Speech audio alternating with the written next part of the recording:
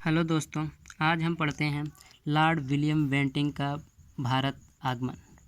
ये जो Lord William Bentinck है, यह कलकत्ता के गवर्नर जनरल के रूप में 1828 ईस्वी से 1835 ईस्वी तक रहा। ये जो लॉर्ड विलियम बेंटिंक है, यह 1828 ईस्वी से 1835 ईस्वी तक कलकत्ता के गवर्नर जनरल के रूप में रहा था। यह एक उदारवादी व्यक्ति था।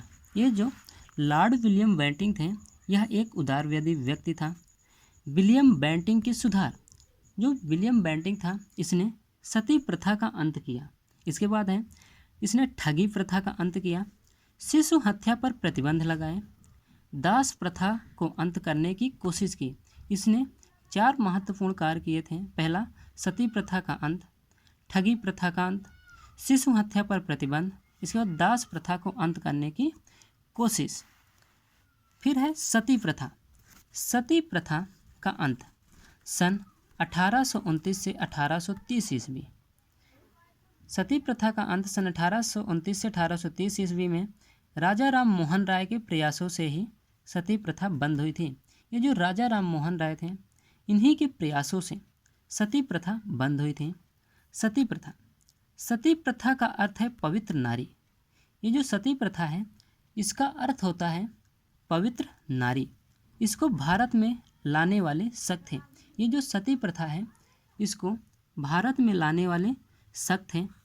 भारत में सती प्रथा प्रथम लिखित प्रमाण है। ये जो भारत में सती प्रथा है, यह प्रथम लिखित प्रमाण है। यह एरण अभिलेख में लिखित है। यह गुप्त शासक भानुगुप्त से संबंधित है। ये जो एरण अभिलेख है, यह गुप्त शासक भानुगुप्त से संबंधित है। इसके अनुसार गुप्त सेनापति गोपराज के मृत्यु के बाद उसकी पत्नी सती हो गई। ये जो एरण अभिलेख है, इसमें दिया गया है कि ये जो गुप्त सेनापति गोपराज थे, जब इनकी मृत्यु हो जाती है तो उनकी पत्नी इन्हीं के साथ, अपने पति गोपराज के साथ सती हो गई थी। इसके बाद है, राजा राम मोहन राय की भाभी सती हो गई थी। ये जो राजा राम मोहन राय हैं, इनकी भाभी भी सती हो गई थी। इसके बाद ये इस प्रथा को समाप्त करने की कोशिश करती। जब राजा राम मोहन राय की भाभी सती हो गई थी, तो इसके बाद राजा राम मोहन राय ने सती प्रथा को समाप्त करने की कोशिश करते हैं। फाइनली वर्ष 1829 ईस्वी में सती रेगुलेटिंग एक्ट पास होता है। वर्ष 1829 ईस्वी में जो सती प्रथा है, इसका एक रेगुलेटिंग एक्ट पास होता है। धारा 17, सती करवाना या उसे किसी भी प्रकार का सहयोग करना एक दंडनीय अपराध है। धारा 17 में दिया गया है कि सती करवाना या उसे किसी भी प्रकार का सहयोग करना एक दंडनीय अपराध है। इसके बाद है ठगी प्रथा।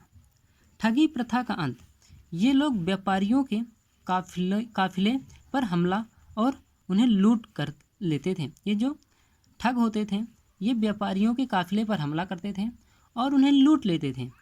इन्हें फांसीगर भी कहा जाता है। ये जो लुटेरे होते थे, उन्हें फांसीगर भी कहते हैं। इसके बाद है, ये फांसी का फंदा लगाकर लूटने वालों को मार देते थे। ये जो फांसीगर होते थे, ये जो व्यापारी होते थे, इनको फांसी के फंदे में लटकाकर मार देते थे और सामान को लूट लेते थे। इनके डर से व्यापारी काफिलों में चलते थे। इनके डर के कारण, ये जो फांसीगर थे, इनके डर के कारण व्यापारी काफिलों में चलने लगे थे। बहराम ठग, यह उस समय ठगों का नेता था। यह जो बहराम ठग है, यह उस समय ठगों का नेता था। ब्रिटिश सरकार ने कर्नल स्लीमेन की सहायता से ठगों का अंत कर दिया। उस समय ब्रिटिश सरकार ने कर्नल स्लीमेन थे, इनकी सहायता से ठगों का अंत कर दिया। इसके बाद है शिशु हत्या पर प्रतिबंध। शिशु हत्या मुख्य रूप से बालिका शिशु की जाती थी। ये जो शिशु हत्या है, यह बालिका की जाती थी जो शिशु होती थी, शिशु बालिका होती थी। यह प्रथा मुख्य रूप से राजपूताना में प्रचलित थी। यह प्रथा उस समय राजपूताना में ज़्यादा प्रचलित थी। लॉर्ड विलियम बेंटिंक इस प्रथा को रोकने की कोशिश करता है। ये जो लॉर्ड विलियम बेंटिंक है वह इस प्रथा को रोकने की कोशिश करते हैं। इसके बाद है दास प्रथा का अंत। इस प्रथा को विलियम बेंटिंक रोकने की कोशिश करता है, लेकिन इस कार्य में सफल नहीं हो पाया। ये जो लॉर्ड विलियम बेंटिंक है यह दास प्रथा का अंत करना चाहता है, लेकिन यह उस कार्य में सफल नहीं हो पाया। इसके बाद है वर्ष 1833 का अधिनियम।